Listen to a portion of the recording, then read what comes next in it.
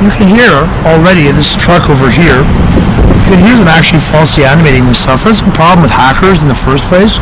Like at first they think it's just going to be hackers, but it's actually a national security threat. Oh, here's a nice guy. Hi, have a nice day, eh? Take care, bye, sir. Take one. See, there he goes, being so social. But he thinks the whole world will want to convert or die. You should listen to him and his little storytelling about what life is, because he's no way just a pedophile, a murderer, a sick false Jesus. Like, I don't know how more false Jesus they get, but like, that's about as false as it comes. So, anyway, if you really like false animation right now, move to Toronto. I mean, in the movies from Hollywood, they show you, in the Simpsons movie, they show you the pandemic problem. In the Fight Club movie, they show you some free falling speed, Twin Towers, a 9/11 thing happening. And in this other movie called Resident Evil Apocalypse or something, they show you the city of Toronto in a zombie situation, nuclear exploded.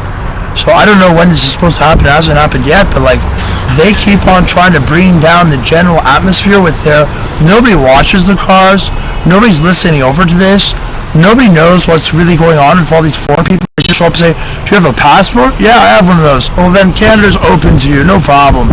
And they all just like, basically like zombie mash everything with these like, they're like weaponized vehicles. They didn't tell you from China, made in China. They're secretly, they have all this like extra sensory perception stuff. They like, you can hear them like feedback, trying to make everything sound dead, trying to suggest that these cars aren't just weaponized and that it's not just a carbon dioxide problem or a carbon monoxide problem. It's really just like, it's really just this really ugly crap to do with what can be made by people that wrote the book of the art of war, people that invented the hand grenade, people that used to behead themselves. And if you look at their art and culture in China, they show you all sorts of movies about how they were vampires and escaped from being damned, and then they unvampired, and they sworded this guy, and this king went there, and they sworded that one, and they killed this guy. Like, they're the most violent people in the world. I don't know, like, if ever you want to move there, but like, you can hear what Made in China hackers have done for the cars, and I personally think this is like Toronto's security risk. So I'm calling CSIS about it on Monday and showing them these videos, and you know, like, thanks a lot. Yeah, have a nice, excellent, nice day. Bye.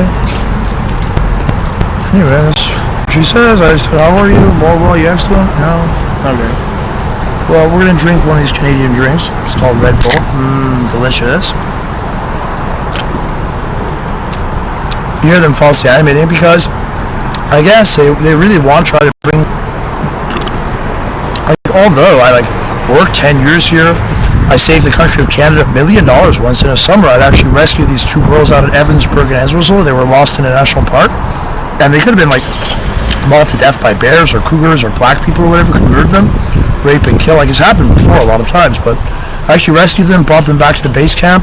RCMP were there. They said, oh, thank you very much. You want to be here in the newspaper? I said, no, it's okay. Just like, tell God on Judgment Day or something, I said to them, I think. And then I was volunteering this summer at a Christian youth ranch before I went to a Christian high school for Christian school, actually, for a little while. Which is how I met my first girlfriend, really my only girlfriend, actually. Kind of sad. But, yeah, so they said, oh, you saved us $1 million by, we wouldn't have got the search and rescue helicopters, and it would have taken us all night and all day to find these girls, so. So anyway, I saved the country of Canada $1 million, and probably beyond just like giving other people money. I mean, I don't know how much money I've actually used myself of that $1 million that's credited to my account, but all these people just like take all the time, and you know, that's just mostly to do with why it is these people are so much. But once you get a passport and you get some documentation, you get a car, you don't actually need to talk to anyone ever again. You know, so there's actually nowhere to actually meet people here. They're like, and the city of Toronto is actually closing down the university there. Hi, miss, how are you? Anyway, I just like being friendly.